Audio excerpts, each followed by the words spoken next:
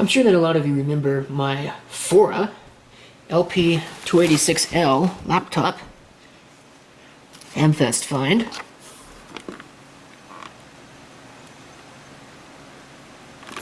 Let me introduce you to something that is even larger.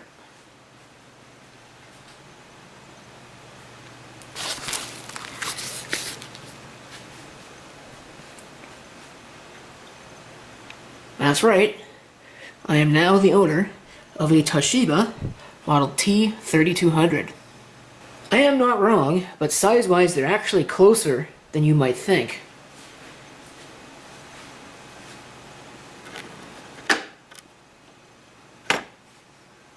They're closer than I thought. I thought that this was quite a bit smaller. Now, Westlife has already done a pretty good in-depth video on the Toshiba T3200, so I'm not going to go too deep into this, and most of this video is going to be comparing it to this Fora LP286L, because there are some key differences between the two, but they're also quite a bit similar, probably more similar than you think. So we'll start with the size. Size is pretty much the same, as mentioned.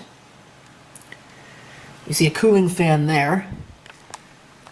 I don't believe this Toshiba has a cooling fan, or if it does, it is on the back. The big difference between the two is that this takes a DC input. There's a wall wart that you need to use, power supply, power brick on a leash, it's a huge thing. As opposed to the Toshiba, which actually has the power supply built in. All you need to do is supply a standard IEC power cord. Here on the back of the Fora, you can see there's no ports, whereas the Toshiba has got all its ports here on the back.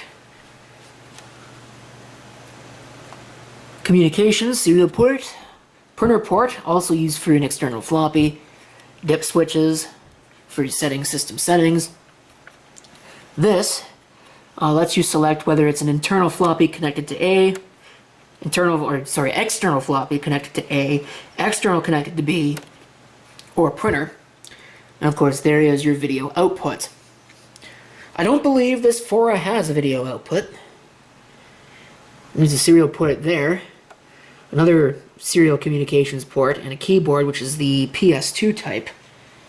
I believe on this, actually, this doesn't even have the ability to use an external keyboard, it's blocked off. Unless the VGA is over here, which it doesn't look like it is. So this doesn't support external video, which is kind of interesting because I thought that it did. You see there, that is a standard 1.44 meg floppy drive. On the other side's the hard drive. The T3200, I believe the base model shipped with a 720K floppy drive. However, this one very clearly has the 1.44 meg drive. Or maybe this is just a later model. Both of these systems do have a carrying handle. In the case of this Fora laptop, you can see it on the back. It's also a little broken. It's entirely plastic. On the Toshiba here, if I can slide it forward without causing a mess, it's also entirely plastic, but it is on the front of the machine. When you open them up, that's really when you start to see the differences. Same basic subset of indicators, although this has a turbo LED where this one does not. It also refers to the disks in use left and right, although this actually couldn't ship with a second floppy drive like this would imply. Lock indicators, this does not have a scroll lock indicator, at least not up there. And again, pretty much the same otherwise. Power indicator is here versus there. And the keyboard, you can see this is a much more compact layout as opposed to this, which is a full layout plus a numeric keypad built in. One interesting thing that you'll notice is that there are only 10 function keys. This one goes up to have 12. I don't remember what key switches these are. Again, Westlife's video talks about it. They're out switches of some kind. I believe that they're roughly comparable.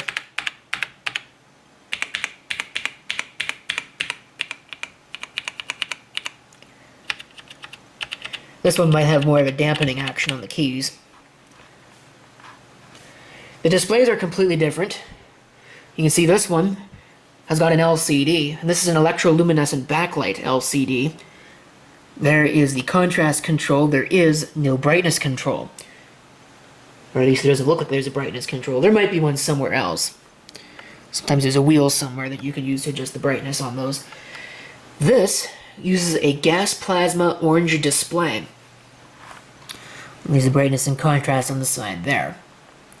Both of these systems feature desktop expansion card slots, and they both have 2 of them. Although, my understanding is that the Fora only supports the shorter half-length cards, as opposed to the Toshiba, which reportedly could use full-length ISA expansion cards. Again, I'm going to trust my memory on this, that both systems are exactly the same, and that both have one 16-bit slot and one 8-bit slot for expansion, but it's possible, and I might be surprised to learn when I go back and look at the original video I made of this, that this laptop only has 2 8-bit slots, or 2 16, or some other combination. But I do believe that this will support the full-length cards, where this will not. Spec-wise, otherwise, my belief is that they are basically exactly the same. 12 megahertz, 286. I know that the 3200 could accept up to 4 megabytes of memory. I believe this would have been similar. They both have a 40 megabyte hard drive. Both of them support EGA level graphics on their built-in display. I think. This might only be CGA, but I'm pretty sure that this supports EGA. So what I'm going to do, I've already made a video of this one, so I'm not going to go too in-depth, but I will power it up, just for those of you who have not seen it in action yet. And then we'll power this one up and take a look at the installed software. One thing that I forgot to mention, this Fora system actually has a battery. The Toshiba does not.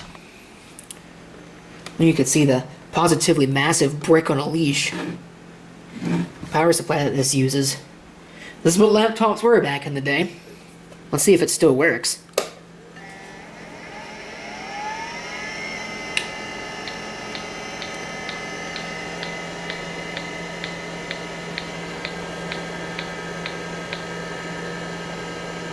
Total of 1 megabyte. And there it is booting into MS-DOS.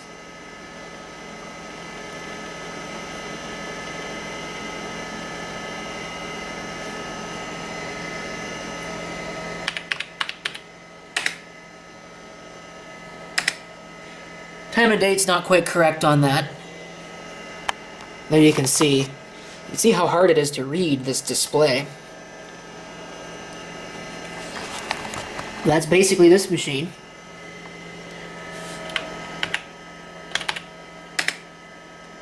DOS 6.20. If you want to see more about it, go watch the original video. But let's move on to the Toshiba. And also change the battery on my camera, which is dead. As you can see, this is a 40 megabyte hard drive. It's Corner Peripherals drive. Standard IDE. I believe both of them are standard IDE. But the drive of the Toshiba sounds quite a bit more interesting. Now on to the Toshiba. This actually has expansion cards, the Fora did not. On the top there is a telephone modem, and below that is Ethernet. Yes, Ethernet. Some of my younger audience members might look at that and say, well, there's no Ethernet plug on that.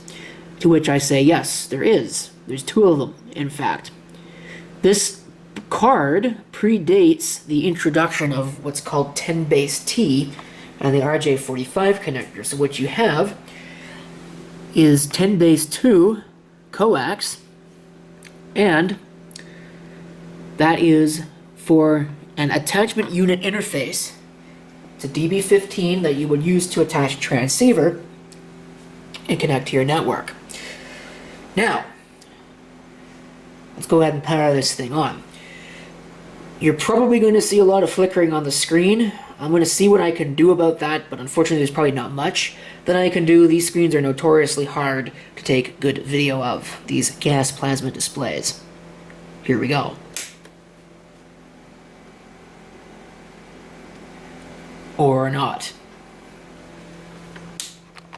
Generally helps when the power is on your power strip. That's better. And you can see the flashing on the screen. 640 kilobytes of memory installed in this. And we get a bunch of errors. Now let's see if I can set up some kind of recording setup to get a good picture of this. Alright, so this is the best I was able to do. I brought a bunch of cameras over here and none of them seem to actually be able to get a good picture on this screen. So the frame rate looks a little weird right now. Probably because I'm recording with something with a lower frame rate. Just because that was the easiest way to do this. I could always just turn that back off. In fact, I think I probably will. And I'll just end up getting stuck with the scrolling line. I guess it could be worse. It could be flashing like crazy.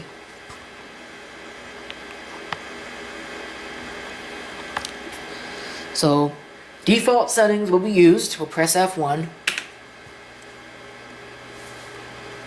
The system will reboot.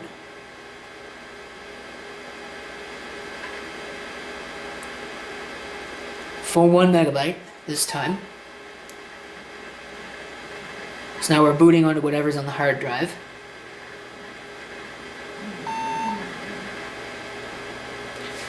Which is quite a lot. There's a lot of things in autoexec.bat. We're running for DOS version 5, as you can see there.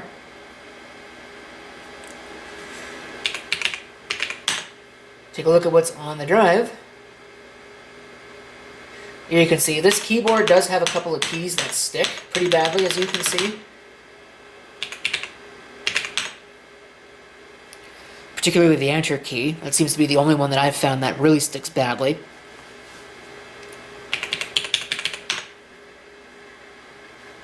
Go ahead and we'll run a quick check disk on that. So you can see that it looks like that's 42 megabytes in size, would be my guess. So again, about a 40 megabyte hard drive. That's at least what that looks like to me. Because this is DOS 5, we don't have scan disk. There's a couple of confusingly named files here that you can see. Interesting things.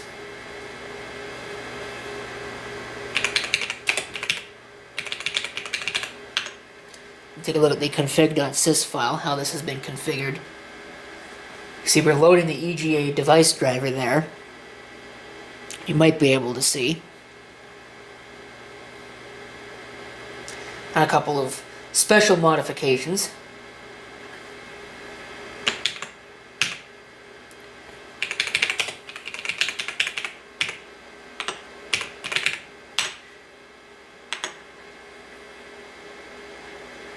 Got autoexec.bat. You can see this has fprot antivirus on it.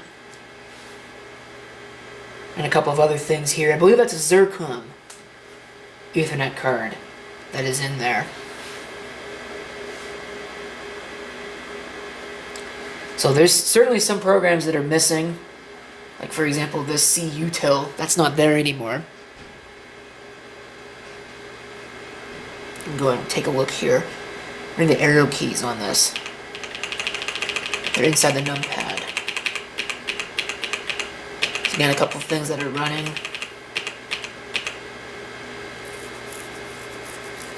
Looks like Office 3.1 was on it at some point.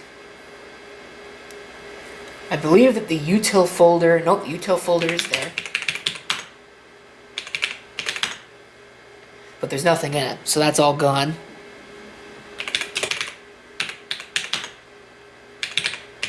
For software, see, we still have fprot, Office 31, Office 3.1, Procom Plus, and WordPerfect 5.1.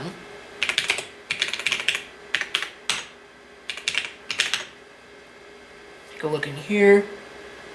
Maybe this isn't Office, which is what I thought that it was.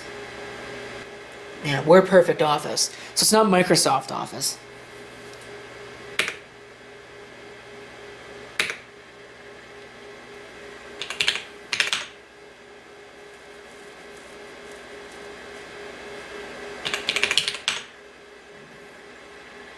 WordPerfect shell.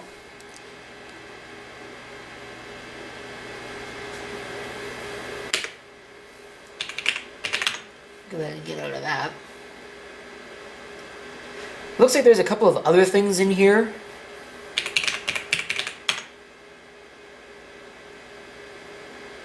I'm not totally sure. I almost typed out loud like this was Unix. Going to WordPerfect 51 here. Take a look.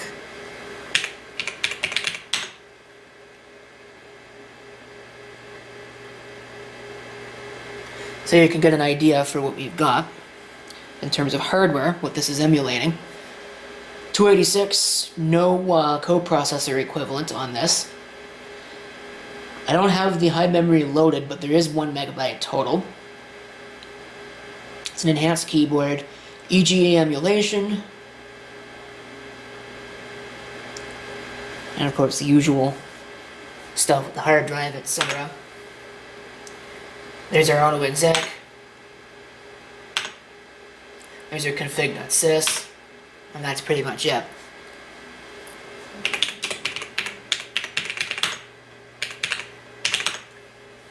fprod antivirus.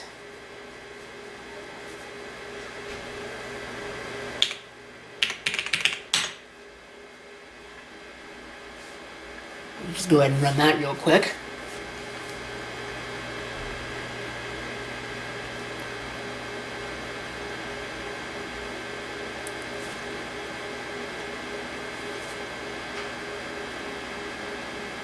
I don't have any viruses to test this with.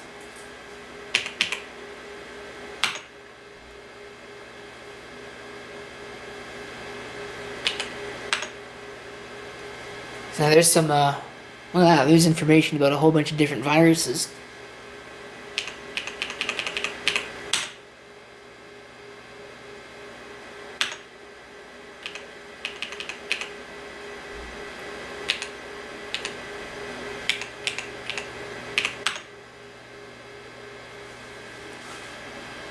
You can see the screen's a little hard to read.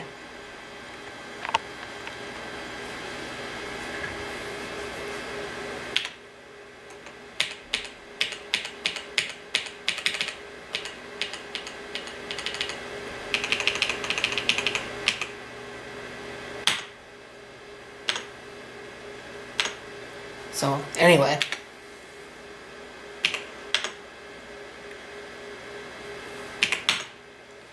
No user-defined virus signatures there.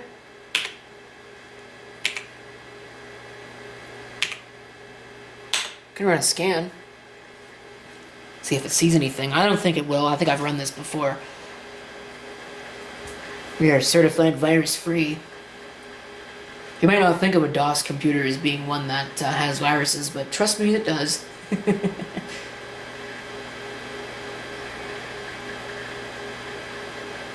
be kind of funny to add the signature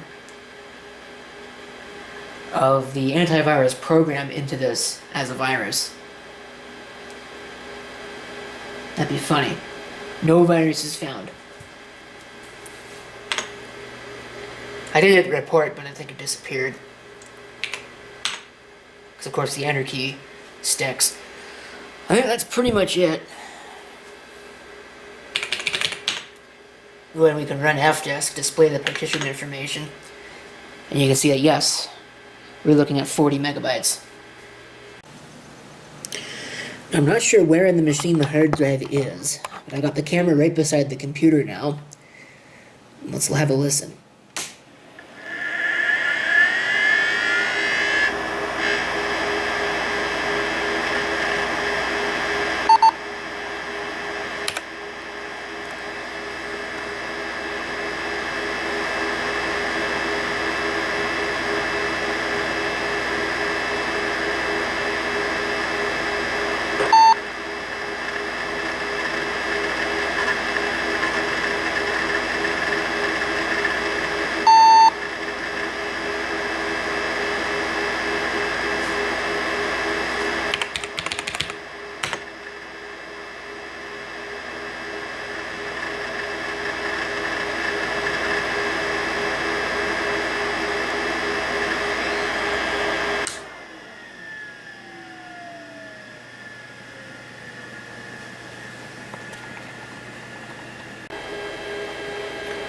One last thing before I go ahead and close out on this video. You may have noticed when I went through this that there is no setup utility. I did not go into setup. Check system, press F1. Usually on a Toshiba you'd hit the escape key to get into setup, but not with this one. There is no setup utility built in. You would have to use a boot floppy in order to get into the CMOS setup, which is pretty typical for systems of this time period.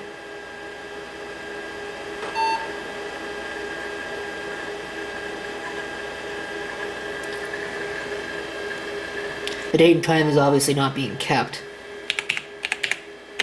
You can see we've gone back to 1980. That's pretty much it for that. So I'm going to conclude the video of this Toshiba T3200. Thank you for watching, and if you have any comments, feel free to leave them below.